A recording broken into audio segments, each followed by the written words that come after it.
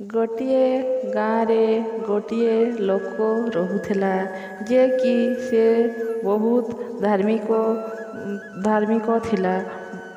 ସବୁଦିନ ସେ ପୂଜା ପାଠ କରୁଥାଏ ଆଉ ତାର ଭଗବାନଙ୍କ ଉପରେ ବହୁତ ଭରସା ଥାଏ। ଗୋଟିଏ ଦିନ ଗାଁରେ ବହୁତ ବର୍ଷା ହୁଏ। ତାର ଗାଁରେ ଚାରିପଟ ପାଣିରେ ଭର୍ତ୍ତି ହୋଇଯାଏ। ସବୁ ଲୋକ ନିଜର ଜୀବନ ବଞ୍ଚାଇବା ପାଇଁ ସେମାନେ କୌଣସି ଉଚ୍ଚ ଜାଗାକୁ ଗଲେ, କିନ୍ତୁ ସେହି ଧାର୍ମିକ ଲୋକଟି ନିଜ ଘରରୁ ବାହାରିଲେ ନାହିଁ। ଗାଁର କିଛି ଲୋକ ଆସି ତାଙ୍କୁ ସାଥିରେ ଚାଲିବାକୁ କହିଲେ, କିନ୍ତୁ ସିଏ ଆସିଲେ ନାହିଁ। ତାଙ୍କର ନିଜ ଭଗବାନ ଉପରେ ବହୁତ ଭରସା ଥିଲା କି ଯେ ସିଏ ଏଠି କଠିନ ସମୟରେ ସାହାଯ୍ୟ କରିବେ।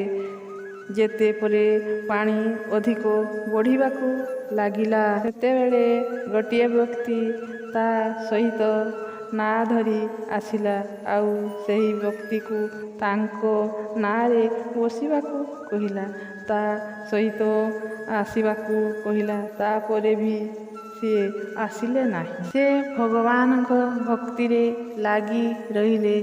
ଯେବେ ପାଣି ତାଙ୍କ ଛାତି ଉପରକୁ ବଢ଼ିବାକୁ ଲାଗିଲା, ସେତେବେଳେ ସେଠାକୁ ଗୋଟିଏ ହେଲିକପ୍ଟର ଆସିଲା ଆଉ ସେଠାରୁ ଗୋଟିଏ ରଶି ସେହି ବ୍ୟକ୍ତିଙ୍କ ପାଖକୁ ଛାଡ଼ିଲା ଆଉ ରଶି ମାଧ୍ୟମରେ ସେହି ଲୋକକୁ ଉପରକୁ ଆସିବାକୁ କହିଲେ। ତାପରେ ବି ସେ ଲୋକ ଆସିଲା ନାହିଁ। ଶେଷରେ ତାର ମୃତ୍ୟୁ ହେଲା। ମୃତ୍ୟୁ ପରେ ଯେବେ ସେ ସ୍ୱର୍ଗକୁ ପହଞ୍ଚିଲା, ତାପରେ ସେ ଭଗବାନଙ୍କୁ କହିଲା କି ତମେ ମୋ ସାହାଯ୍ୟ କରିବାକୁ କ'ଣ ପାଇଁ ଆସିଲ ନାହିଁ? ମୁଁ ତୁମର ପରମ ଭକ୍ତ ଥିଲି। ଭଗବାନ କହିଲେ, ପ୍ରଥମରେ ତ ଗାଁର ଲୋକ ରୂପରେ, ଦ୍ୱିତୀୟରେ ଥିଲି ନାଆ ରୂପରେ, ତୃତୀୟରେ ଥିଲି ହେଲିକପ୍ଟର ସାହାଯ୍ୟରେ। ତୁମେ ତ ପରନ୍ତୁ ତୁ ମୋତେ ସମୟ ଥାଉ ଥାଉ ଚିହ୍ନି ପାରିଲୁ ନାହିଁ। ଏହି ପ୍ରକାର ଆମ୍ଭର ବି ନିଜର ବହୁତ ସାହାଯ୍ୟ ଆସିଥାଏ, କିନ୍ତୁ ଆମ୍ଭେମାନେ ଏହାକୁ ଚିହ୍ନିବାକୁ ଡେରି କରି ଦେଇଥାଉ।